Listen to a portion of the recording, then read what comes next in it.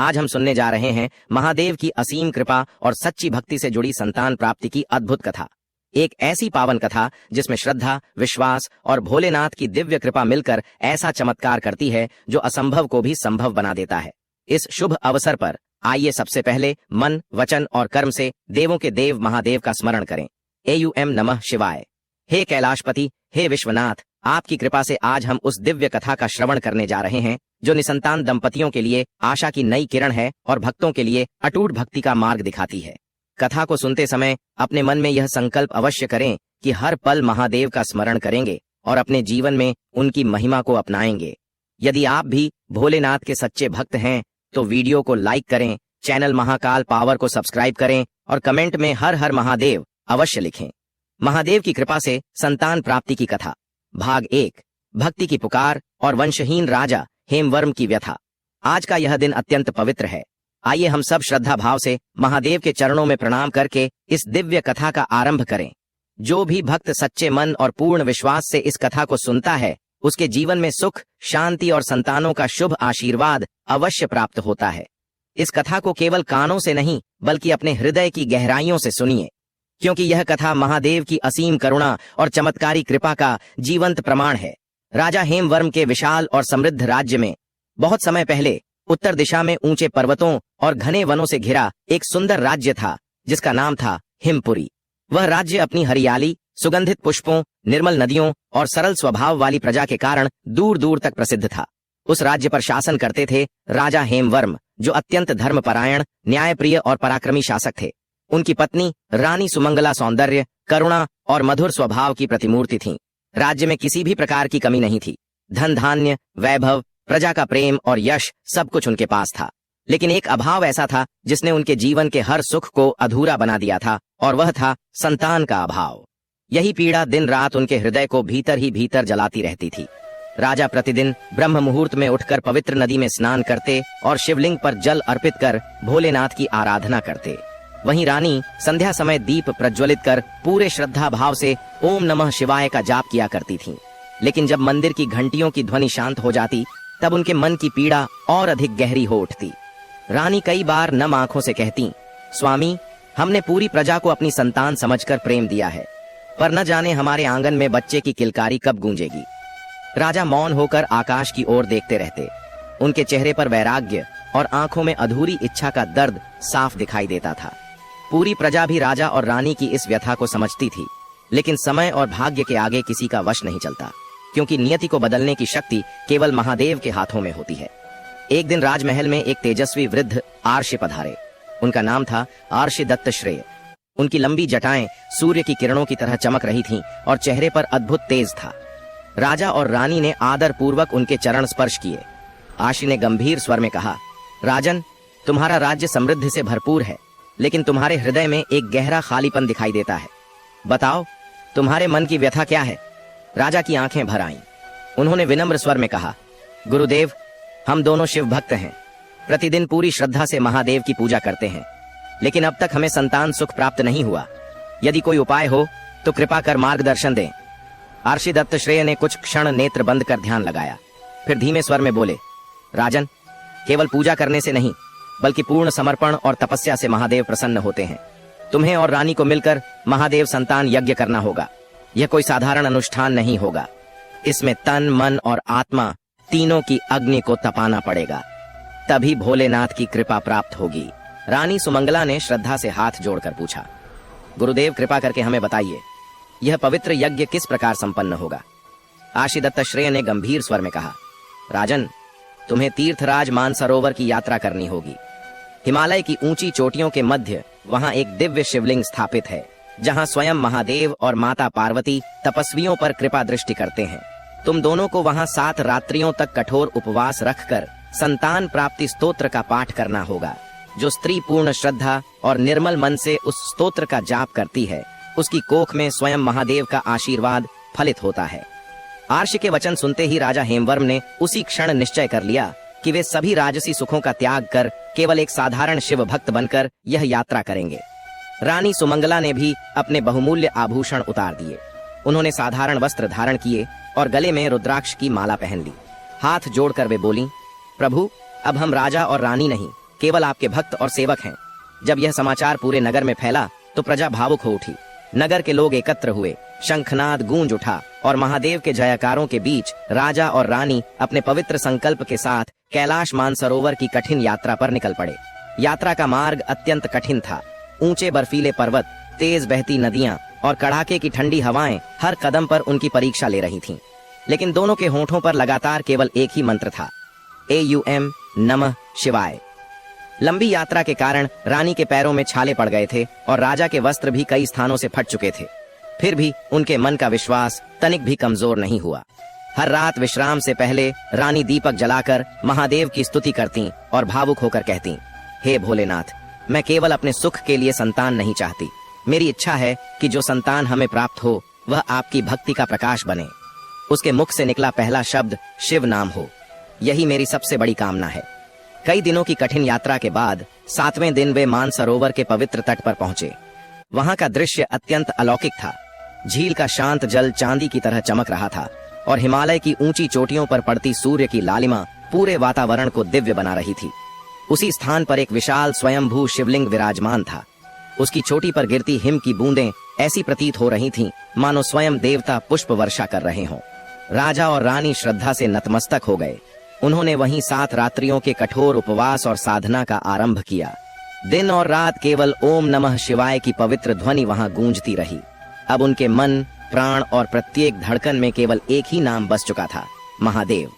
7वीं रात्रि जैसे ही गहरी हुई, अचानक आकाश में तेज गर्जना हुई। हिमालय की ऊंची चोटियों के मध्य से एक दिव्य प्रकाश प्रकट हुआ और धीरे धीरे उतरता हुआ सीधे उस शिवलिंग पर आकर ठहर गया। राजा और रानी ने जैसे ही अपने नेत्र खोले, उनके सामने अद्भुत दिव्य दृश्य था। स्वयं भगवान शिव और माता पार्वती उनके सम्मुख प्रकट थे। चारों ओर अलौकिक प्रकाश फैल रहा था और वातावरण शिवमय हो चुका था। महादेव ने करुणा भरे स्वर में कहा, राजन, तुम्हारी अटूट भक्ति और सच्चे समर्पण ने हमें प्रसन्न कर दिया है। जो भक्त निर्मल हृदय से हमें पुकारता है, उसकी पुकार हम तक अवश्य पहुंचती है। फिर उन्होंने रानी सुमंगला की ओर देखकर कहा, अब तुम्हारी कोख सूनी नहीं रहेगी। तुम्हारे घर एक तेजस्वी पुत्र जन्म लेगा, जो केवल तुम्हारे वंश को ही आगे नहीं बढ़ाएगा, बल्कि हमारे भक्तों की रक्षा करने वाला भी बनेगा। यह सुनते ही रानी की आंखों से खुशी के आंसू बहने लगे। उन्होंने कांपते हाथों से महादेव को प्रणाम किया और भावुक होकर बोली, प्रभु, मुझे मातृत्व का यह महान वरदान मिला है। अब मेरी एक ही प्रार्थना है कि मेरा पुत्र सदा आपकी भक्ति में लीन रहे।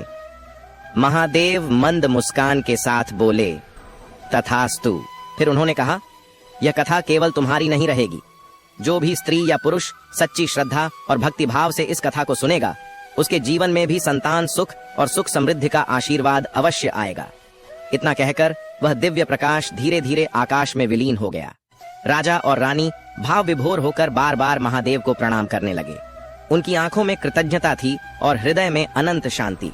इसके बाद वे अपने राज्य की ओर लौट पड़े। कुछ समय बीतने के बाद रानी सुमंगला ने एक सुंदर और तेजस्वी पुत्र को जन्म दिया। पूरे राज्य में उत्सव मनाया गया। मंदिरों में घंटियां बजने लगीं और हर ओर महादेव के जयकारे गूंज उठे। वह बालक जन्म से ही शिव भक्ति में लीन प्रतीत होता था। जब उसने पहली बार अपने छोटे से होंठ खोले तो उसके मुख से सबसे पहला शब्द निकला, AUM। राजा हेमवर्म ने उस दिव्य बालक का नाम रखा शिवार्थ, क्योंकि वह उनके जीवन का सच्चा अर्थ बनकर आया था। महादेव की कृपा से संतान प्राप्ति की कथा, भाग 2, बालक शिवार्थ की भक्ति और शिव के अद्भुत चमत्कार। जय भोलेनाथ, जय माता पार्वती। देवों के देव महादेव और आदिशक्ति जगदम्बा को प्रणाम करते हुए अब हम इस पावन कथा के दूसरे भाग में प्रवेश करते हैं। यह वह अध्याय है जहां महादेव के वरदान से जन्मा बालक शिवार्थ अपनी मासूम भक्ति, करुणा और अटूट श्रद्धा से न केवल अपने माता पिता बल्कि पूरे राज्य के जीवन को बदल देता है। जो भी भक्त इस कथा को श्रद्धा और विश्वास से सुनता है, उसके जीवन में भक्ति का प्रकाश बढ़ता है और सुख, शांति तथा संतान का आशीर्वाद प्राप्त होता है। AUM नमः शिवाय। राजा हेमवर्म के महल में अब हर दिन उत्सव जैसा वातावरण रहने लगा था। जिस महल में पहले उदासी और सन्नाटा था, वहां अब बालक शिवार्थ की मधुर हंसी गूंजने लगी। लेकिन शिवार्थ साधारण बालक नहीं था। उसकी आंखों में अद्भुत गहराई और चेहरे पर अलौकिक शांति दिखाई देती थी, मानो स्वयं कैलाश की पवित्रता उसमें समाई हो। जब उसने पहली बार अपनी आंखें खोलीं, तब उसके मस्तक पर हल्का सा त्रिपुंड चमक उठा और उसके होठों से धीमे स्वर में ओम की ध्वनि निकली। रानी सुमंगला यह अद्भुत दृश्य देखकर आश्चर्य में डूब गईं। तभी आर्षि दत्तश्रेय ने मुस्कुराते हुए कहा, रानी, यह बालक साधारण नहीं है। इसमें स्वयं महादेव के वरदान का दिव्य तेज विद्यमान है। इसका जीवन भक्ति का ऐसा दीप बनेगा जो अनेक लोगों के मार्ग को प्रकाशित करेगा। राजा हेमवर्म ने प्रेम से बालक को अपनी गोद में उठाया और भावुक स्वर में बोले, पुत्र, तू केवल हमारी संतान नहीं बल्कि स्वयं महादेव की कृपा का जीवंत स्वरूप है। समय के साथ बालक शिवार्थ के जीवन में कई चमत्कारी घटनाएं होने लगीं। एक दिन वह राजमहल के उद्यान में खेल रहा था। तभी अचानक एक घायल हिरणी वहां आकर गिर पड़ी। उसके शरीर से रक्त बह रहा था और वह दर्द से कांप रही थी। शिवार्थ तुरंत उसके पास गया। उसने अपनी छोटी हथेलियां जोड़कर आकाश की ओर देखा और बोला, हे भोलेनाथ, यह भी आपकी ही सृष्टि का एक प्राणी है। इसे इतनी पीड़ा क्यों सहनी पड़ रही है? फिर उसने अपने छोटे हाथों से थोड़ी भस्म उठाकर हिरणी के घाव पर लगाई और धीमे स्वर में महामृत्युंजय मंत्र का जाप करने लगा। कुछ ही क्षणों बाद वह घायल हिरणी धीरे धीरे उठ खड़ी हुई और स्वस्थ होकर जंगल की ओर चली गई। यह दृश्य देखकर रानी सुमंगला की आंखों से भावुकता के आंसू बह निकले। अब उन्हें पूर्ण विश्वास हो गया था कि शिवार्थ केवल उनका पुत्र नहीं बल्कि महादेव की विशेष कृपा का दूत है। जैसे जैसे उसकी आयु बढ़ती गई, उसकी भक्ति भी और गहरी होती चली गई। 6 वर्ष की आयु में ही शिवार्थ प्रतिदिन प्रातःकाल शिवलिंग के सामने ध्यान लगाने लगा था। वह सूर्योदय से पहले उठता, स्नान कर गंगा जल से शिवलिंग का अभिषेक करता और विनम्र भाव से कहता, हे महादेव, मुझे सदैव आपके चरणों की सेवा करने का अवसर मिले। मेरा जीवन आपकी भक्ति में ही सफल हो। राजा और रानी चाहते थे कि वह अन्य बच्चों की तरह खेले और शिक्षा में मन लगाए, लेकिन शिवार्थ हर कार्य से पहले शिव नाम का स्मरण करता। जब गुरु उसे अक्षर ज्ञान सिखाते तब भी वह प्रत्येक अक्षर के साथ शिव का नाम जोड़ देता। उसके लिए हर शब्द, हर ध्वनि और हर विचार केवल भोलेनाथ को समर्पित था। जब शिवार्थ 8 वर्ष का हुआ तब उसे गुरुकुल भेजा गया। गुरु वशिष्ठ ने जैसे ही उस बालक को देखा, वे उसकी दिव्य आभा से प्रभावित हो गए। उन्होंने पूछा, वत्स, तुम बड़े होकर क्या बनना चाहते हो? शिवार्थ ने विनम्रता से हाथ जोड़कर उत्तर दिया, गुरुदेव, मुझे राजा या योद्धा नहीं बनना, मैं केवल महादेव का सेवक बनना चाहता हूँ। गुरु वशिष्ठ मुस्कुराए और बोले, सच्चा सेवक वही बन सकता है जिसके भीतर राजा जैसा विशाल हृदय हो। गुरुकुल में रहते हुए शिवार्थ दिन रात अध्ययन, ध्यान और साधना में लीन रहने लगा। जब गुरु वेदों का ज्ञान देते तब वह बड़ी सहजता से रुद्र सूक्त के गूढ़ अर्थ समझा देता और बताता कि हर मंत्र में महादेव की करुणा और कल्याण छिपा हुआ है। कुछ समय बाद गुरुकुल पर कठिन परीक्षा का समय आ गया। पूरे प्रदेश में भीषण अकाल पड़ गया। नदियां सूखने लगीं, खेत बंजर हो गए और भोजन के अभाव में गुरु तथा शिष्य सभी चिंतित रहने लगे। गुरु वशिष्ठ ने गंभीर स्वर में कहा, वत्स शिवार्थ, यह समय हमारी श्रद्धा और धैर्य की परीक्षा का है। ऐसे कठिन समय में भी भगवान की भक्ति से विचलित नहीं होना चाहिए। शिवार्थ शांत भाव से मुस्कुराया और बोला, गुरुदेव, यदि महादेव को सच्चे मन से पुकारा जाए तो जल, अन्न और जीवन सब कुछ उनकी कृपा से प्राप्त हो जाता है। इतना कहकर वह अकेले ही पास के पर्वत की ओर चल पड़ा। वहां पहुंचकर उसने मिट्टी और पत्थरों से एक छोटा शिवलिंग स्थापित किया। फिर भस्म से त्रिपुंड लगाकर ध्यान मग्न हो गया। उसने पूर्ण श्रद्धा से 7 बार महामृत्युंजय मंत्र का जाप आरंभ किया। एयूएम त्र्यंबकम यजामहे सुगंधिं पुष्टिवर्धनम उर्वारुकमिव बंधनान मृत्युर्मुक्षीयमामृतात्। जैसे ही मंत्र जाप पूर्ण हुआ, अचानक आकाश में काले बादल उमड़ने लगे। कुछ ही क्षणों में तेज वर्षा आरंभ हो गई। सूखी धरती फिर से भीग उठी, झीलें जल से भर गईं और खेतों में हरियाली लौट आई। पूरा गुरुकुल आनंद और आश्चर्य से भर उठा। गुरु वशिष्ठ की आंखों में भावुकता के आंसू आ गए। उन्होंने शिवार्थ को गले लगाते हुए कहा, वत्स, तुम केवल मेरे शिष्य नहीं हो, तुम स्वयं महादेव के वरदान और उनकी कृपा के प्रतीक हो। कुछ वर्षों बाद जब शिवार्थ की शिक्षा पूर्ण हुई तब वह वापस हिमपुरी लौट आया। राजा हेमवर्म और रानी सुमंगला अपने पुत्र को देखकर अत्यंत प्रसन्न हुए। पूरे राज्य में उत्सव मनाया गया। प्रजा के मुख से बार बार एक ही बात सुनाई देती थी, राजकुमार नहीं, स्वयं शिव भक्त लौट कर आया है। राजमहल में अब प्रतिदिन रुद्राभिषेक होने लगा। शिवार्थ स्वयं नदी से जल लाता, गाय का पवित्र दूध शिवलिंग पर अर्पित करता और विनम्रता से कहता, हे भोलेनाथ, यह मेरा राजसी कर्तव्य नहीं बल्कि आपकी भक्ति का सौभाग्य है। लेकिन समय के साथ कुछ दरबारियों के मन में ईर्ष्या उत्पन्न होने लगी। वे राजा से कहने लगे, महाराज, राजकुमार राज्य के कार्यों में कम ध्यान देते हैं। उनका अधिक समय पूजा और साधना में बीतता है। राज्य को एक शक्तिशाली योद्धा चाहिए, कोई तपस्वी नहीं। राजा हेमवर्म यह सुनकर भीतर से दुखी हुए। लेकिन उन्होंने कोई उत्तर नहीं दिया। जब यह बात शिवार्थ तक पहुंची तो वह शांत स्वर में बोला, जो शिव का भक्त होता है वह युद्ध में भी शांत रहता है। उसका सबसे बड़ा शस्त्र करुणा और सबसे मजबूत कवच भक्ति होती है। राजा अपने पुत्र की बातें सुनकर मुस्कुराए और बोले, पुत्र, यह राज्य तुम्हारा है। तुम जिस मार्ग को उचित समझो उसी पर चलो। पिता का धर्म संरक्षण करना है और पुत्र का धर्म सत्य का पालन करना। एक रात शिवार्थ गहरी साधना के बाद विश्राम कर रहा था। तभी उसने स्वप्न में देखा कि कैलाश पर्वत की ऊंची चोटियों से एक दिव्य प्रकाश प्रकट हो रहा है। उस प्रकाश के मध्य से एक गंभीर और करुणामयी आवाज सुनाई दी, शिवार्थ, अब समय आ गया है कि तुम हमें केवल पूजो नहीं बल्कि अनुभव भी करो। यह सुनते ही शिवार्थ की आंख खुल गई। उसका हृदय अद्भुत शांति और उत्साह से भर उठा। वह उसी क्षण महल से निकलकर पर्वतों की ओर चल पड़ा। 3 दिन और 3 रातों तक शिवार्थ पर्वत की गुफा में ध्यान मग्न बैठा रहा। कठोर तपस्या के कारण उसका शरीर कमजोर होने लगा, लेकिन उसके भीतर की चेतना और भी प्रखर होती जा रही थी। तीसरी रात मध्य रात्रि के समय अचानक वहां एक दिव्य प्रकाश प्रकट हुआ। वह प्रकाश धीरे धीरे एक तेजस्वी शिवलिंग के रूप में परिवर्तित होने लगा। पूरा वातावरण अलौकिक ऊर्जा से भर गया। शिवार्थ ने अपनी आंखें बंद कर विनम्र स्वर में कहा, हे भोलेनाथ, यदि मेरी भक्ति सच्ची है तो मुझे अपने दर्शन देकर कृतार्थ कीजिए। इतना कहते ही वह दिव्य प्रकाश बदलने लगा। कुछ ही क्षणों में उसके सामने स्वयं भगवान महादेव प्रकट हो गए। उनके गले में सर्प विराजमान था, जटाओं से मां गंगा प्रवाहित हो रही थीं और उनके नेत्रों में मानो पूरा ब्रह्मांड समाया हुआ था। महादेव ने करुणा भरे स्वर में कहा, वत्स शिवार्थ, तूने केवल शब्दों से नहीं बल्कि अपने कर्मों और त्याग से भी अपनी भक्ति को सिद्ध किया है। आज मैं तुझे एक विशेष वरदान देता हूँ। तेरा जीवन लोक कल्याण और भक्ति के प्रसार के लिए समर्पित होगा। जहाँ भी लोग संतान सुख की कामना करेंगे वहां तेरे नाम के साथ मेरी कृपा भी पहुंचेगी और उन्हें संतान का आशीर्वाद प्राप्त होगा। शिवार्थ ने तुरंत सिर झुकाकर कहा, प्रभु, मैं तो केवल आपका एक सेवक हूँ। यदि आपके नाम से किसी दुखी जीवन में सुख और आशा का प्रकाश आए तो वही मेरे लिए सबसे बड़ा आशीर्वाद होगा। महादेव मंद मुस्कान के साथ बोले, तथास्तु पुत्र, आज से संसार तुझे शिवप्रिय के नाम से भी जानेगा, क्योंकि तू मेरे नाम से भक्ति का दीप जलाएगा। जब शिवार्थ वापस राज्य लौटा तब पूरे हिमपुरी में अद्भुत परिवर्तन दिखाई देने लगे। सूखी और बंजर भूमि फिर से उपजाऊ हो गई। कई वर्षों से बीमार लोग स्वस्थ होने लगे और जो स्त्रियां संतान सुख के लिए व्याकुल थीं, वे श्रद्धा से शिवार्थ के नाम पर शिवलिंग में जल अर्पित कर मातृत्व का सुख पाने लगीं। राजा हेमवर्म भावुक होकर बोले, पुत्र, तेरी भक्ति ने इस राज्य को केवल वैभव से नहीं बल्कि आशीर्वाद और पुण्य से समृद्ध कर दिया है।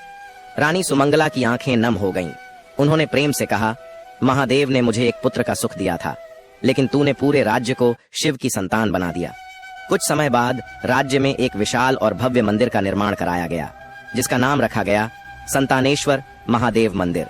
वहां प्रतिदिन दूर दूर से स्त्रियां दीपक जलाने आतीं और प्रार्थना करतीं, हे भोलेनाथ, जैसे आपने रानी सुमंगला की गोद भरी थी वैसे ही हमारे जीवन में भी संतान सुख का आशीर्वाद दीजिए। मंदिर के शिखर पर शिवार्थ ने केवल एक वाक्य लिखवाया था, भक्ति ही सबसे बड़ी संतान है और श्रद्धा ही सबसे बड़ा वरदान। फिर उसने लोगों से कहा, जिस हृदय में शिव का नाम बस जाता है वहां जीवन की हर शून्यता भी सृजन में बदल जाती है। इसी के साथ कथा का द्वितीय भाग पूर्ण होता है।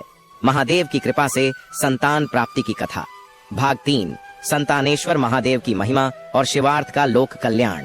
एयूएम नमः शिवाय। हे भोलेनाथ, हे विश्वनाथ, हे समस्त सृष्टि के पालनहार, आपकी दिव्य लीला के इस तीसरे अध्याय में हम उस पावन कथा को सुनने जा रहे हैं जहां एक सच्चा भक्त आपकी प्रेरणा से संपूर्ण मानवता के कल्याण का माध्यम बन जाता है। संतानेश्वर महादेव मंदिर की महिमा दिन प्रतिदिन बढ़ती जा रही थी। शिवार्थ द्वारा स्थापित वह पवित्र धाम अब चमत्कारों और अटूट श्रद्धा का केंद्र बन चुका था। राज्य के हर कोने से लोग वहां आने लगे। कोई संतान सुख की कामना लेकर आता, कोई रोगों से मुक्ति की आशा में और कोई केवल भोलेनाथ के दर्शन पाने के लिए। जो भी उस मंदिर में प्रवेश करता उसके मुख से अनायास यही शब्द निकलते, यह स्थान केवल मंदिर नहीं, स्वयं महादेव की उपस्थिति का अनुभव कराता है। शिवार्थ प्रतिदिन प्रातःकाल मंदिर के गर्भगृह में जाकर स्वयं शिवलिंग का अभिषेक करता। उसके बाद वह भक्तों की समस्याएं और दुख सुनता। वह किसी भी व्यक्ति को निराश होकर वापस नहीं लौटने देता था। कभी वह किसी को भस्म देकर आशीर्वाद देता, कभी शिव मंत्र का जाप सिखाता और कभी केवल मुस्कुराकर इतना कह देता, विश्वास रखो, महादेव अपने भक्तों की हर पुकार सुनते हैं। एक दिन एक वृद्ध ब्राह्मण अपनी पत्नी के साथ मंदिर पहुंचे। दोनों की आयु ढल चुकी थी। उनके सफेद बाल और थकी हुई आंखें जीवन भर की प्रतीक्षा और पीड़ा को प्रकट कर रही थीं। वृद्ध ब्राह्मण ने कांपती आवाज में कहा, राजकुमार, हमने जीवन भर धर्म का पालन किया, पूजा पाठ किया और दान पुण्य भी किया, लेकिन हमें संतान सुख प्राप्त नहीं हुआ। अब तो जीवन की संध्या आ चुकी है, शायद हमारी इच्छा अब कभी पूरी नहीं होगी। शिवार्थ ने शांत और करुणा भरी दृष्टि से उन्हें देखा, फिर धीमे स्वर में बोला, जो केवल समय के सहारे बैठते हैं उन्हें अक्सर निराशा मिलती है, लेकिन जो महादेव पर भरोसा रखते हैं उनके लिए असंभव भी संभव बन जाता है। उसने दोनों को थोड़ी पवित्र भस्म दी और कहा, आज से अगले एक चंद्र मास तक प्रतिदिन 108 बार AUM नमः शिवाय का जाप करो और प्रत्येक सोमवार इस भस्म को शिवलिंग पर अर्पित करना। बाकी सब महादेव की इच्छा पर छोड़ दो। वृद्ध दंपति ने पूर्ण श्रद्धा से वैसा ही किया। कुछ महीनों बाद पूर्णिमा की रात उनके घर से नवजात शिशु के रोने की आवाज सुनाई दी। पूरे नगर में यह समाचार फैल गया कि महादेव ने एक बार फिर असंभव को संभव कर दिखाया है। धीरे धीरे यह चमत्कार पूरे देश में फैलने लगा। दूर दूर से लोग संतानेश्वर महादेव के दर्शन के लिए आने लगे। कोई पैदल यात्रा करके पहुंचता, कोई बैलगाड़ी में और कुछ लोग केवल मंदिर का नाम सुनते ही शिव भक्ति में डूब जाते।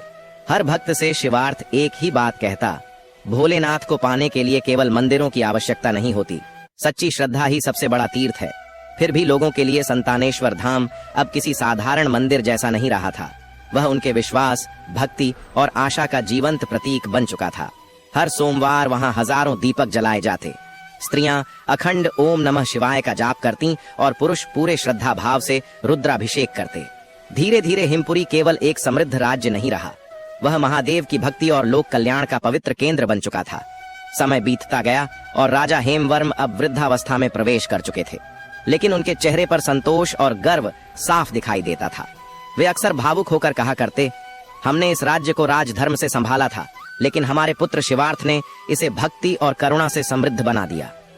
रानी सुमंगला भी कई बार आंखों में आंसू लेकर कहती, महादेव ने मुझे केवल एक पुत्र नहीं दिया, बल्कि ऐसा वरदान दिया जिसने हजारों माताओं की सूनी गोद भर दी। अब पूरे हिमपुरी में शायद ही कोई ऐसा परिवार बचा था जो संतान सुख से वंचित हो। जो स्त्रियां वर्षों तक मातृत्व के लिए तड़पती रहीं, उन्हें भी शिव नाम और शिवार्थ की प्रेरणा से संतान का आशीर्वाद प्राप्त होने लगा। इन्हीं दिनों एक बार फिर आर्षि दत्तश्रेय हिमपुरी पहुंचे। जब वे संतानेश्वर महादेव मंदिर में पहुंचे तो वहां का दिव्य वातावरण देखकर प्रसन्न हो उठे।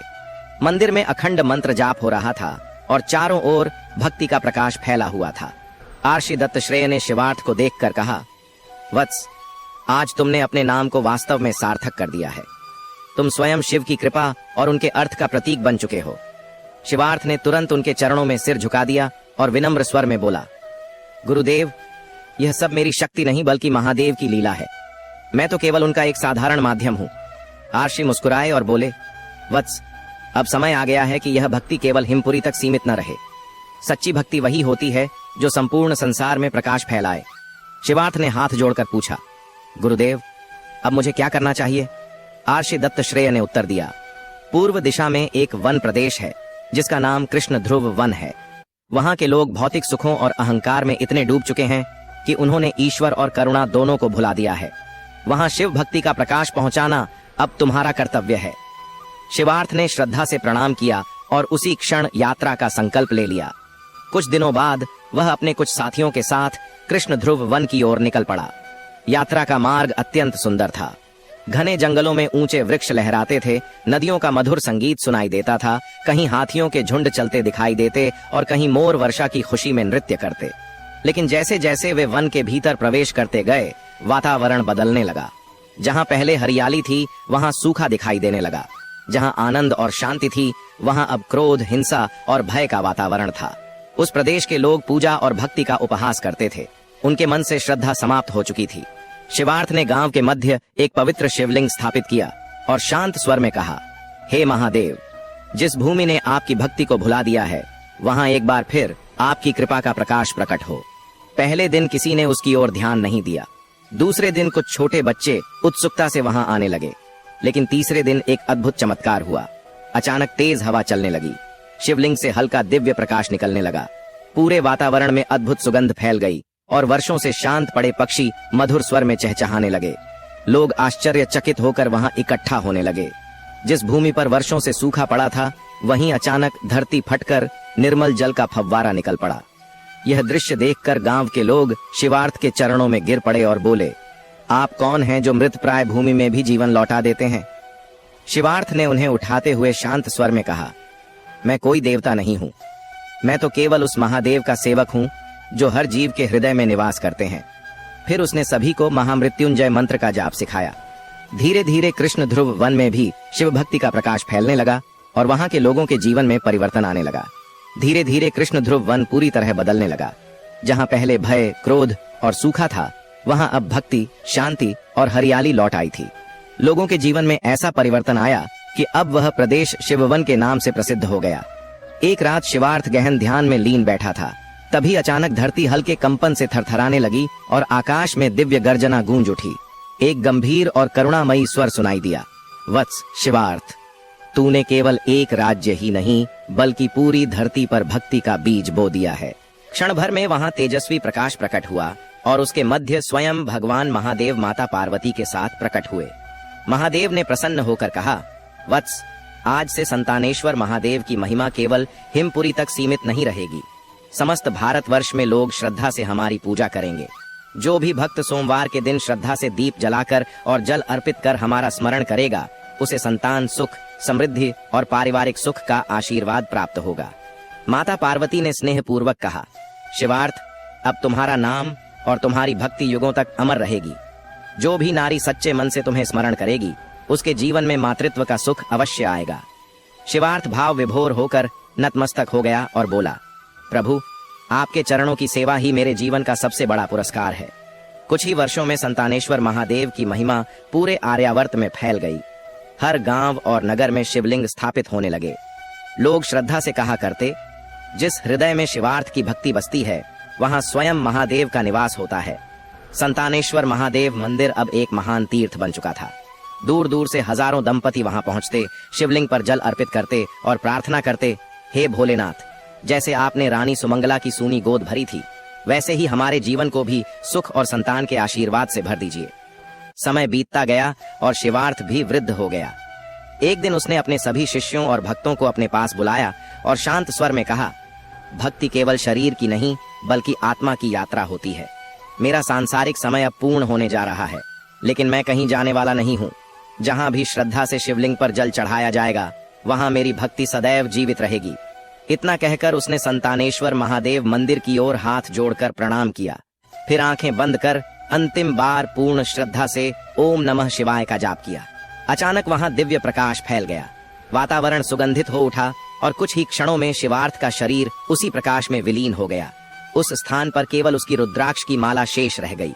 उसी समय आकाश से पुष्प वर्षा होने लगी और एक दिव्य स्वर गूंज उठा, जो भी श्रद्धा से शिवार्थ को स्मरण करेगा, वह सदैव हमारी कृपा के निकट रहेगा। इसी के साथ कथा का तृतीय भाग पूर्ण होता है। तब से लेकर आज तक जो भी भक्त श्रद्धा और विश्वास से संतानेश्वर महादेव की इस पावन कथा को सुनता है, उसके जीवन में शिव कृपा, सुख, शांति और आशा का प्रकाश अवश्य उतरता है। कहा जाता है कि यदि कोई निसंतान दंपति श्रद्धा और विश्वास के साथ सोमवार के दिन इस पावन कथा का श्रवण करे और शिवलिंग पर जल तथा बेलपत्र अर्पित करे, तो महादेव की कृपा से उसके जीवन में शीघ्र ही संतान सुख का आगमन होता है। भक्ति ही सबसे बड़ी संतान है और श्रद्धा ही सबसे महान वरदान। महादेव की कृपा से संतान प्राप्ति की कथा, भाग 4, संतानेश्वर धाम के चमत्कार और भक्तों की अमर कथाएं। जय भोलेनाथ, जय शिव शंकर, जय माता पार्वती। आज हम उस कालखंड में प्रवेश करते हैं जहां शिवार्थ की स्मृति स्वयं भक्ति का दीपक बन चुकी थी। युग बदल गए, राजवंश परिवर्तित हो गए, लेकिन संतानेश्वर महादेव धाम की महिमा कभी कम नहीं हुई। जो भी वहां श्रद्धा से पहुंचता, वह पहले जैसा लौट कर नहीं आता था, क्योंकि उस पावन धाम में आज भी महादेव की कृपा जीवंत मानी जाती थी। शिवार्थ के दिव्य विलय के बाद अनेक वर्ष बीत गए। समय के साथ राजा हेमवर्म और रानी सुमंगला भी कैलाश धाम को प्रस्थान कर गए। उनकी आने वाली पीढ़ियों ने राज्य का संचालन संभाला, लेकिन एक नियम सदैव अटल रखा गया, राज्य का सबसे बड़ा धर्म केवल राजकोष और वैभव नहीं बल्कि भक्ति होगी। प्रत्येक पीढ़ी में कम से कम एक व्यक्ति ऐसा अवश्य होगा जो स्वयं को महादेव की सेवा के लिए समर्पित करेगा। समय बीतते बीतते उनकी 7वीं पीढ़ी में एक अत्यंत धर्मनिष्ठ राजा उत्पन्न हुआ, जिसका नाम था राजा सोमेश्वर। राजा सोमेश्वर को अपने पूर्वज शिवार्थ की भक्ति पर अत्यंत गर्व था। वह प्रत्येक सोमवार संतानेश्वर धाम जाकर शिवलिंग पर जल अर्पित करता और विनम्र भाव से कहता, हे भोलेनाथ, यह राज्य वास्तव में आपका है, मैं तो केवल आपका एक सेवक हूँ। उसके शासनकाल में राज्य सुख, शांति और समृद्धि से भरा हुआ था। प्रजा संतुष्ट थी और चारों ओर खुशहाली थी। लेकिन एक वर्ष अचानक भयंकर अकाल पड़ गया। नदियां सूखने लगीं, खेत बंजर हो गए और अन्न की भारी कमी उत्पन्न हो गई। लोग भयभीत होकर आपस में कहने लगे, क्या महादेव हमसे नाराज हो गए हैं? राजा सोमेश्वर ने तुरंत राजसभा बुलाई और संतों तथा विद्वानों से पूछा, हमसे ऐसी कौन सी भूल हुई है कि राज्य पर यह संकट आ गया? महादेव की कृपा पुनः कैसे प्राप्त होगी? सभा में उपस्थित एक वृद्ध पुरोहित ने गंभीर स्वर में कहा, राजन, शिवार्थ के समय प्रतिदिन संतानेश्वर स्तोत्र का पाठ होता था। धीरे धीरे लोगों ने उस परंपरा को भुला दिया। यदि पुनः उसी श्रद्धा और भक्ति से आराधना आरंभ की जाए तो निश्चित ही महादेव की कृपा लौट आएगी। यह सुनते ही राजा सोमेश्वर ने संकल्प लिया कि वह स्वयं 7 रात्रियों तक उपवास रखकर संतानेश्वर धाम में रहेंगे और अखंड स्तोत्र पाठ करेंगे।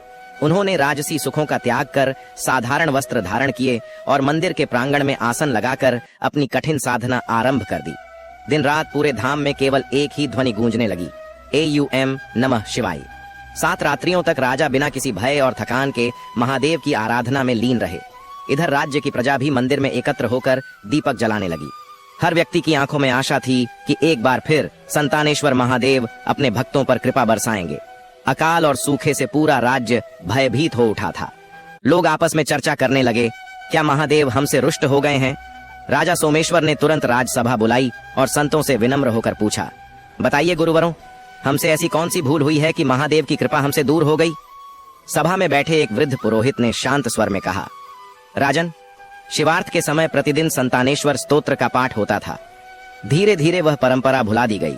यदि पुनः उसी श्रद्धा से आराधना आरंभ हो जाए तो भोलेनाथ की कृपा अवश्य लौट आएगी। यह सुनकर राजा सोमेश्वर ने दृढ़ संकल्प लिया कि वे स्वयं 7 रात्रियों तक उपवास रखकर संतानेश्वर धाम में साधना करेंगे। उन्होंने राजसी वस्त्र त्याग दिए, साधारण वेश धारण किया और रानी के साथ मंदिर पहुंच गए। वहां उन्होंने शिवलिंग पर जल, पुष्प और बेलपत्र अर्पित किए और अपनी 7 रात्रि साधना प्रारंभ की। पहली रात्रि राजा ने पूर्ण श्रद्धा से महामृत्युंजय मंत्र का जाप किया। दूसरी रात्रि पूरे मंदिर में अखंड ओम नमः शिवाय की ध्वनि गूंजती रही। तीसरी रात्रि भक्तों ने मिलकर रुद्रपाठ किया। चौथी रात्रि मंदिर हजारों दीपकों की ज्योति से प्रकाशित हो उठा। 5वीं रात्रि चंद्रमा की शीतल किरणें सीधे मंदिर के शिखर पर आकर ठहर गईं। छठी रात्रि राजा सोमेश्वर को स्वप्न में स्वयं शिवार्थ के दर्शन हुए। उन्होंने कहा, वत्स सोमेश्वर, भक्ति केवल शब्दों और मंत्रों तक सीमित नहीं होती। सच्ची भक्ति सेवा में प्रकट होती है। अपने राज्य में जहां भी कोई पीड़ित या निसंतान हो, वहां शिवलिंग स्थापित करवाओ, वही तुम्हारे राज्य की रक्षा करेगा। 7वीं रात्रि जैसे ही साधना पूर्ण होने लगी, मंदिर के भीतर एक अद्भुत दिव्य प्रकाश फैल गया। अचानक शिवलिंग से निर्मल जल की धारा प्रवाहित होने लगी, मानो स्वयं गंगा जी वहां प्रकट हो गई हों। उसी क्षण आकाश में बादल छा गए और पूरे राज्य में वर्षा होने लगी। सूखी धरती फिर से हरियाली से भर उठी। प्रजा आनंद से झूम उठी। सभी समझ गए कि महादेव की कृपा पुनः लौट आई है। राजा सोमेश्वर ने उस पवित्र जल को पूरे राज्य में वितरित करवाया और घोषणा की, यह संतानेश्वर का आशीर्वाद है। जो भी श्रद्धा से इस जल को ग्रहण करेगा, उसके जीवन में सुख, संतान और समृद्धि का आगमन होगा। इसी समय संतानेश्वर धाम से जुड़ी अनेक भक्त कथाएं भी प्रसिद्ध होने लगीं। राज्य के पूर्वी भाग में एक धर्मपरायण ब्राह्मणी रहती थी, जिसका नाम अनुसुईया था। वह अत्यंत श्रद्धालु थी, लेकिन वर्षों बीत जाने के बाद भी उसे संतान सुख प्राप्त नहीं हुआ था। उसने अनेक व्रत और तप किए, पर उसकी गोद सूनी ही रही। एक दिन जब उसने संतानेश्वर धाम की महिमा सुनी, तो वह नंगे पांव लंबी यात्रा करके मंदिर पहुंची। मार्ग कठिन था, उसके पैरों से रक्त बहने लगा था, लेकिन उसकी श्रद्धा तनिक भी कमजोर नहीं हुई। मंदिर पहुंचकर उसने शिवलिंग के सामने हाथ जोड़कर कहा, हे भोलेनाथ, मैं केवल पुत्र नहीं चाहती, मैं मातृत्व की उस अनुभूति का आशीर्वाद चाहती हूँ जो एक स्त्री के जीवन को पूर्ण कर देती है। फिर उसने शिवार्थ के नाम से एक दीपक जलाया और भावुक होकर बोली, यदि आपकी कृपा सच्ची है तो मुझे भी अपने भक्तों में स्थान दीजिए। इसके बाद वह मंदिर में ही ध्यान लगाकर बैठ गई। पहला दिन बीत गया, दूसरा दिन भी बीत गया, तीसरे दिन भी कोई चमत्कार नहीं हुआ। लेकिन चौथे दिन मंदिर के पुजारी ने देखा कि शिवलिंग पर भस्म से एक छोटी सी आकृति उभर आई है, जो किसी नवजात शिशु के समान दिखाई दे रही थी।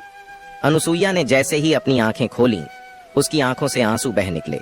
वह मुस्कुराकर बोली, ये केवल एक संकेत नहीं, ये महादेव का दिया हुआ मेरा वरदान है। कुछ महीनों बाद अनुसुईया के जीवन में वह चमत्कार हुआ जिसका उसे वर्षों से इंतजार था।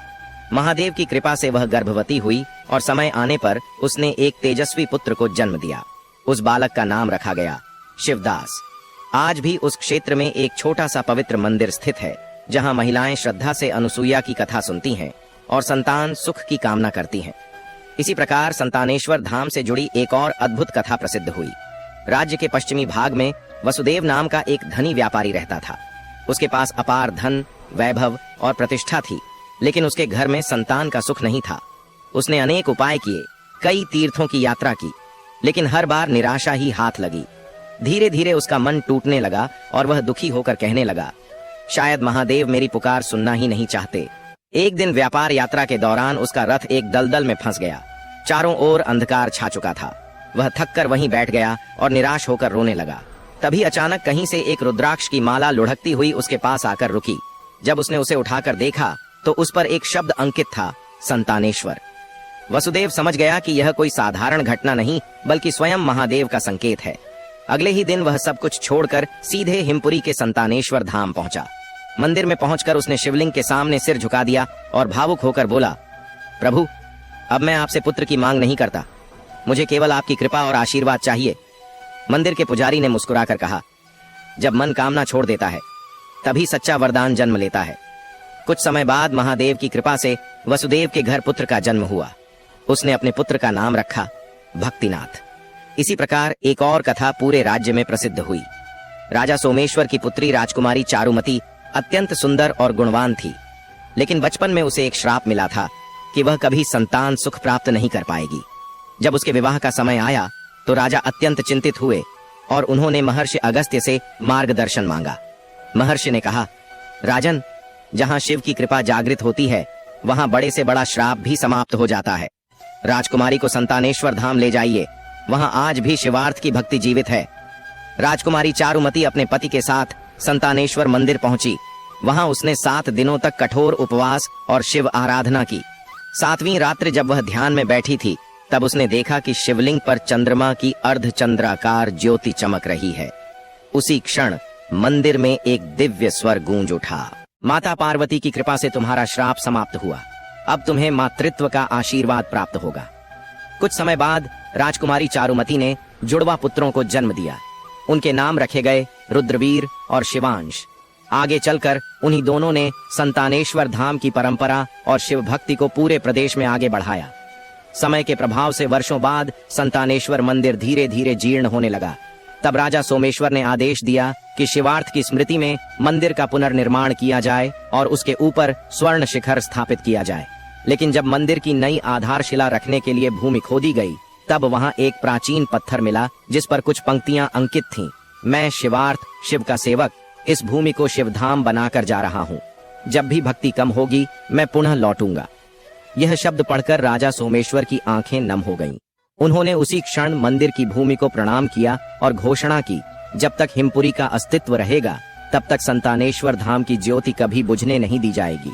इसके बाद हर वर्ष श्रावण मास में संतानेश्वर धाम में एक भव्य महोत्सव आयोजित होने लगा।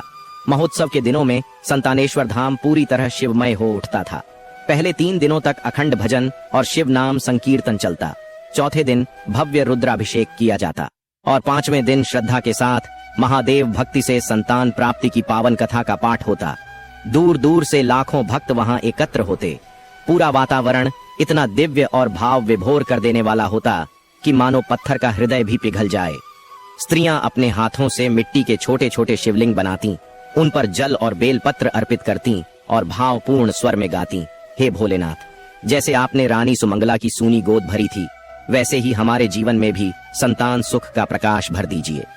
कई बार उस महोत्सव के दौरान ऐसे अद्भुत चमत्कार होते जिन्हें देखकर लोग आश्चर्यचकित रह जाते। कुछ भक्तों को ध्यान में दिव्य दर्शन प्राप्त होते तो कभी शिवलिंग से अलौकिक प्रकाश निकलता दिखाई देता। एक वर्ष श्रावण महोत्सव के दौरान जब हजारों दीपकों की ज्योति मंदिर परिसर में जगमगा रही थी, तभी अचानक आकाश में एक अत्यंत उज्जवल प्रकाश प्रकट हुआ। सभी भक्त विस्मय से ऊपर देखने लगे। उन्होंने देखा कि उस दिव्य प्रकाश के मध्य स्वयं भगवान शिव और माता पार्वती का अलौकिक स्वरूप दिखाई दे रहा है। महादेव की गंभीर और करुणामयी वाणी गूंजी, वत्सो, यह धाम अब केवल एक मंदिर या स्थान नहीं रहा, यह सृष्टि की सृजन शक्ति का पवित्र केंद्र बन चुका है। यहाँ जो भी सच्ची श्रद्धा से आएगा, उसे केवल संतान सुख ही नहीं बल्कि जीवन में नई आशा और नई शक्ति भी प्राप्त होगी। फिर माता पार्वती ने स्नेहपूर्ण स्वर में कहा, आज से जो भी नारी इस कथा को श्रद्धा और विश्वास के साथ सुनकर शिवलिंग पर बेलपत्र अर्पित करेगी, उसे मातृत्व का सुख अवश्य प्राप्त होगा, चाहे समय ने उसकी आशा को कितना ही क्यों न ठुकराया हो। इतना कहते ही वह दिव्य प्रकाश धीरे धीरे आकाश में विलीन हो गया और चारों ओर केवल चंद्रमा की शांत उज्ज्वलता शेष रह गई। मंदिर में उपस्थित हजारों भक्त भावुक होकर रो पड़े। राजा सोमेश्वर ने हाथ जोड़कर सिर झुका दिया और कहा, प्रभु, आपकी कृपा वास्तव में अनंत और असीम है। इसी के साथ कथा का चतुर्थ भाग पूर्ण होता है। अब संतानेश्वर धाम केवल एक पौराणिक कथा नहीं रहा था, बल्कि श्रद्धा, विश्वास और शिव भक्ति की एक जीवित परंपरा बन चुका था। हर युग में वहां नए भक्त आते, नई आस्थाएं जन्म लेती और महादेव की कृपा से नए नए चमत्कार घटित होते रहते। आज भी ऐसा माना जाता है कि जहां श्रद्धा से ओम नमः शिवाय का जाप होता है, वहां संतानेश्वर महादेव की कृपा अवश्य प्रवाहित होती है। जो भी भक्त श्रद्धा और विश्वास के साथ इस कथा का श्रवण करके सोमवार के दिन शिवलिंग पर जल, दूध और बेलपत्र अर्पित करता है, उसे केवल संतान सुख ही नहीं बल्कि सुख, स्वास्थ्य, शांति और संतोष का भी दिव्य आशीर्वाद प्राप्त होता है। इसी के साथ कथा का चतुर्थ भाग पूर्ण होता है। महादेव की कृपा से संतान प्राप्ति की कथा, भाग 5, शिवावतार और भक्ति की रक्षा। जय भोलेनाथ, जय माता पार्वती। आज की कथा उस काल की है जब संसार में भक्ति पर संकट आने लगा था और अपने भक्तों की रक्षा के लिए स्वयं महादेव को पुनः हस्तक्षेप करना पड़ा। एयूएम नमः शिवाय, यही वह पवित्र मंत्र है जो सृष्टि को गति देता है और भक्ति की ज्योति को कभी बुझने नहीं देता। समय बीतता गया, सदियां गुजर गईं। राजा सोमेश्वर के बाद अनेक राजवंश आए और चले गए। धीरे धीरे लोगों के मन में भक्ति कम होने लगी। मानव का हृदय लोभ, अहंकार और विलासिता में डूबता चला गया।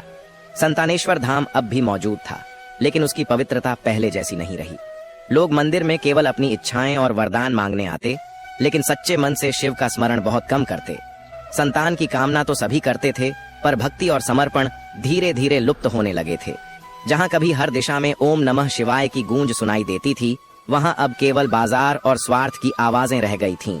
लोग कहने लगे थे, ये कथाएं केवल पुरानी कहानियां हैं, अब चमत्कार नहीं होते। संतानेश्वर धाम के वृद्ध पुजारी आचार्य देवर्षि यह सब देखकर अत्यंत दुखी रहते थे। वे प्रतिदिन रात्रि में मंदिर में दीपक जलाते और भावुक होकर प्रार्थना करते, हे महादेव, आपकी भक्ति धीरे धीरे मिटती जा रही है, क्या आप फिर से अपने भक्तों पर कृपा नहीं करेंगे? उसी समय हिमपुरी के एक छोटे से गांव में गंगाधर और ललिता नाम का एक निसंतान दंपति रहता था। दोनों वर्षों से महादेव की आराधना कर रहे थे। एक दिन उन्होंने संकल्प लिया कि वे लगातार 7 सोमवार तक संतानेश्वर धाम जाकर व्रत और पूजा करेंगे। 7वें सोमवार की रात्रि जब वे श्रद्धा से शिवलिंग पर जल अर्पित कर रहे थे, तभी अचानक मंदिर के भीतर दिव्य प्रकाश फैल गया। पूरा गर्भगृह शिवमय हो उठा। उसी समय शिवलिंग से एक गंभीर और करुणामयी स्वर गूंजा, हे भक्तों, तुम्हारी गोद में वह बालक जन्म लेगा जो इस भूमि में फिर से भक्ति की ज्योति प्रज्वलित करेगा। यह सुनकर गंगाधर और ललिता की आंखों से आंसू बहने लगे। कुछ समय बाद ललिता गर्भवती हुई और 66 महीने पश्चात उन्होंने एक तेजस्वी पुत्र को जन्म दिया। उस बालक के मस्तक पर जन्म से ही त्रिपुंड का चिन्ह था और उसके गले में मानो प्राकृतिक रूप से रुद्राक्ष की माला सुशोभित प्रतीत होती थी। उस बालक का नाम रखा गया भक्तेश। भक्तेश जन्म से ही अत्यंत विलक्षण था। जैसे जैसे वह बड़ा होने लगा, उसके भीतर की शिव भक्ति और भी स्पष्ट दिखाई देने लगी। जब उसने बोलना सीखा, तब उसके मुख से निकला पहला शब्द था शिव। वह दिन भर मिट्टी से छोटे छोटे शिवलिंग बनाता और संध्या के समय उन पर श्रद्धा से जल अर्पित करता। एक दिन गांव के तालाब में एक छोटा बालक अचानक डूबने लगा। आसपास खड़े लोग भय से चिल्लाने लगे, लेकिन कोई भी जल में उतरने का साहस नहीं कर पा रहा था। भक्तेश शांत भाव से आगे बढ़ा। उसने आंखें बंद की, हाथ जोड़कर कहा, हे भोलेनाथ, यह भी आपकी ही सृष्टि का अंश है, इसकी रक्षा कीजिए। जैसे ही उसने प्रार्थना की, तालाब की उग्र लहरें अचानक शांत हो गईं। कुछ ही क्षणों में वह डूबता हुआ बालक सुरक्षित किनारे पर आ गया। उसी समय लोगों ने देखा कि तालाब के मध्य जल के भीतर कुछ पल के लिए शिवलिंग जैसा आकार प्रकट हुआ और फिर अदृश्य हो गया। अब पूरे गांव में चर्चा होने लगी कि यह बालक साधारण नहीं है। जब भक्तेश 12 वर्ष का हुआ तब वह प्रतिदिन संतानेश्वर धाम जाने लगा। वहां के वृद्ध पुजारी आचार्य देवर्षि ने जैसे ही उसे देखा, वे उसके तेज और शांति से प्रभावित हो गए। उन्होंने पूछा, वत्स, तुम किस कुल और वंश से हो? भक्तेश मुस्कुराकर बोला, मैं शिव के वंश से हूँ। यह उत्तर सुनकर आचार्य देवर्षि भावुक हो उठे। उन्होंने उसी दिन से भक्तेश को मंदिर की सेवा में अपने साथ रख लिया। भक्तेश पूरे मन से मंदिर की सेवा करने लगा। वह सुबह मंदिर में झाड़ू लगाता, दीप सजाता और रात्रि में घंटों तक शिव नाम का जप करता। धीरे धीरे संतानेश्वर धाम में फिर से भक्ति का प्रकाश लौटने लगा। लोग कहने लगे, लगता है फिर से शिव भक्ति का स्वर्णिम युग लौटने वाला है। उसी समय राज्य पर राजा विक्रमसेन का शासन था। वह बुद्धिमान और शक्तिशाली राजा था, लेकिन उसके भीतर अहंकार बहुत बढ़ चुका था। वह अक्सर कहा करता, भक्ति कमजोर लोगों का सहारा होती है। राजाओं की शक्ति केवल तलवार और सामर्थ्य में होती है। आचार्य देवर्षि ने कई बार उसे समझाने का प्रयास किया। वे कहते, राजन, बिना महादेव की कृपा के कोई भी सत्ता स्थायी नहीं रहती। लेकिन राजा विक्रमसेन हर बार उनकी बातों का उपहास कर देता। एक दिन उसने क्रोधित होकर आदेश दिया, मंदिरों और पूजा में इतना समय और धन व्यर्थ मत करो। संतानेश्वर धाम की संपत्ति से एक नया राजमहल बनाया जाएगा। यह सुनते ही भक्तेश का हृदय पीड़ा से भर उठा। वह तुरंत मंदिर के सामने जाकर ध्यान मग्न होकर बैठ गया और बोला, हे भोलेनाथ, यदि यह धाम केवल पत्थरों और धन से बना है तो इसे मिट जाने दीजिए। लेकिन यदि यहाँ आपकी कृपा और भक्ति का अंश अब भी जीवित है तो स्वयं प्रकट होकर इसकी रक्षा कीजिए। अगली सुबह अचानक पूरे आकाश में काले बादल छा गए। तेज गर्जना होने लगी और धरती कांप उठी। राजमहल की विशाल दीवारों में दरारें पड़ने लगीं, लेकिन आश्चर्य की बात यह थी कि संतानेश्वर महादेव मंदिर पूरी तरह अडिग और सुरक्षित खड़ा रहा। पूरा राज्य भयभीत हो उठा। राजा विक्रमसेन भी डर से कांपने लगा। उसी समय मंदिर के भीतर से तेज शंखनाद गूंज उठा और शिवलिंग से नीले रंग की दिव्य ज्योति निकलने लगी। मंदिर के द्वार पर भक्तेश शांत भाव से खड़ा था। भक्तेश ने दोनों हाथ जोड़कर पुकारा, हे भोलेनाथ, क्रोध नहीं, इन्हें ज्ञान दीजिए। उसी क्षण शिवलिंग के सामने एक तेजस्वी दिव्य आकृति प्रकट हुई। पूरा मंदिर अलौकिक प्रकाश से भर गया। स्वयं भगवान महादेव वहां प्रकट हो चुके थे। यह दृश्य देखकर राजा विक्रमसेन भय और श्रद्धा से कांपते हुए भूमि पर गिर पड़ा। महादेव ने गंभीर स्वर में कहा, राजन, जिसे तू अपना राज्य समझकर अहंकार करता है, वह वास्तव में भक्ति का उपवन है। मंदिर पत्थरों और धन से नहीं बनते, बल्कि श्रद्धा और विश्वास से देवालय बनते हैं। राजा विक्रमसेन की आंखों से पश्चाताप के आंसू बहने लगे। वह रोते हुए बोला, प्रभु, मुझे क्षमा कर दीजिए। अहंकार ने मेरी बुद्धि को अंधकार से भर दिया था। महादेव मंद मुस्कान के साथ बोले, जब संसार में भक्ति की लौ मंद पड़ने लगती है, तब हम स्वयं उसे पुनः प्रज्वलित करने आते हैं। फिर उन्होंने भक्तेश की ओर देखा। उनकी करुणामयी दृष्टि पूरे मंदिर में दिव्यता फैला रही थी। महादेव बोले, वत्स, तू वही पवित्र आत्मा है जिसने शिवार्थ के समय हमारी भक्ति को फैलाया था। आज तू पुनः जन्म लेकर आया है ताकि संसार में श्रद्धा की ज्योति फिर प्रज्वलित हो सके। भक्तेश भावुक होकर महादेव के चरणों में झुक गया और बोला, प्रभु, मुझे किसी शक्ति या वैभव की इच्छा नहीं, मैं केवल आपकी सेवा करना चाहता हूँ। महादेव ने उसके मस्तक पर हाथ रखा और आशीर्वाद देते हुए कहा, आज से संसार तुझे भक्तेश्वर के नाम से जानेगा। जो भी श्रद्धा से तेरा स्मरण करते हुए हमारी भक्ति करेगा, उसके जीवन में सुख, शांति और संतान का आशीर्वाद अवश्य आएगा। इसके बाद पूरे मंदिर में दिव्य प्रकाश फैल गया और आकाश में केवल एक ही स्वर गूंजता रहा, भक्ति ही अमर है। महादेव के दर्शन के बाद भक्तेश्वर ने पूरे राज्य में शिव सेवा और भक्ति का अभियान आरंभ कर दिया। हर गांव और नगर में नए शिवलिंग स्थापित किए गए। लोग फिर से पुराने ग्रंथों और स्तोत्रों का पाठ करने लगे। धीरे धीरे पूरे हिमपुरी में शिव भक्ति का प्रकाश फिर से फैलने लगा। उसी समय रानी सुमेधा, जो वर्षों से संतान सुख के लिए व्याकुल थीं, भक्तेश्वर की प्रेरणा से सोमवार व्रत और शिव आराधना करने लगीं। 3 महीने के भीतर महादेव की कृपा से वह गर्भवती हुई। राजा विक्रमसेन ने इस दिव्य घटना को शिव कृपा दिवस घोषित कर दिया। लेकिन भक्तेश्वर हमेशा विनम्रता से कहते, यह मेरी शक्ति नहीं, यह केवल सच्ची भक्ति का प्रभाव है। इसी दौरान उन्होंने एक पवित्र स्तोत्र की रचना की, जिसे संतान प्रद शिव स्तोत्र कहा गया। आज भी संतानेश्वर धाम में श्रद्धा से उसका गायन किया जाता है। भक्तिश्वर के मार्गदर्शन में हर वर्ष शिव संतान महोत्सव आयोजित होने लगा। दूर दूर से हजारों भक्त वहां पहुंचते, अखंड दीप जलाते और स्त्रियां मिट्टी से शिवलिंग बनाकर प्रार्थना करती, हे भोलेनाथ, जैसे आपने शिवार्थ और भक्तिश्वर की भक्ति को स्वीकार किया, वैसे ही हमारे जीवन में भी संतान और सुख का प्रकाश भर दीजिए। महोत्सव के समय भक्तिश्वर मंदिर के द्वार पर खड़े होकर लोगों से कहते, भक्ति संतान देती है, श्रद्धा जीवन देती है और महादेव की कृपा आत्मा को मोक्ष का मार्ग दिखाती है। धीरे धीरे हिमपुरी फिर से संपूर्ण आर्यावर्त में भक्ति का सबसे बड़ा केंद्र बन गया। समय बीतता गया और भक्तिश्वर भी वृद्ध हो गए। एक दिन उन्होंने मंदिर के सामने एक रुद्राक्ष का वृक्ष लगाया और अपने शिष्यों से कहा, जिस दिन इस वृक्ष पर फल आएंगे समझ लेना कि मैं फिर से लौट आया हूँ। इसके बाद उन्होंने अंतिम बार मंदिर में दीप प्रज्वलित किया, शांत भाव से आसन लगाया और पूर्ण श्रद्धा के साथ ओम नमः शिवाय का जाप करते हुए समाधि में लीन हो गए। जैसे ही भक्तिश्वर समाधि में लीन हुए, उसी क्षण आकाश में तेज बिजली चमकी और संतानेश्वर मंदिर के शिखर से दिव्य प्रकाश उठने लगा। मंदिर में उपस्थित सभी भक्त आश्चर्य से भर उठे। उन्होंने देखा कि शिवलिंग पर एक नया चिन्ह उभर आया है, जो अर्धचंद्र और त्रिशूल के स्वरूप में तेजस्वी होकर चमक रहा था। आचार्य देवर्षि ने श्रद्धा से हाथ जोड़कर कहा, भक्तिश्वर अब स्वयं शिव में विलीन हो चुके हैं, लेकिन उनकी भक्ति और उनकी लीला कभी समाप्त नहीं होगी, क्योंकि सच्ची भक्ति का अंत नहीं होता, वह युगों तक जीवित रहती है। तब से यह मान्यता प्रचलित हो गई कि जब भी कोई नारी श्रद्धा और विश्वास के साथ संतानेश्वर धाम में जल अर्पित करती है, तब वहां केवल महादेव ही नहीं बल्कि भक्तिश्वर की पावन आत्मा भी उपस्थित रहती है। कहा जाता है कि उसी क्षण शिव अपने भक्तों के हृदय में यह आशीर्वाद देते हैं, हे मां, तेरी गोद अब सूनी नहीं रहेगी, उसमें हमारा अंश अवश्य प्रकट होगा। इसी के साथ कथा का पंचम भाग पूर्ण होता है। इस प्रकार शिवार्थ द्वारा आरंभ की गई भक्ति की ज्योति भक्तिश्वर के माध्यम से पुनः प्रज्वलित हुई और युगों तक फैलती चली गई।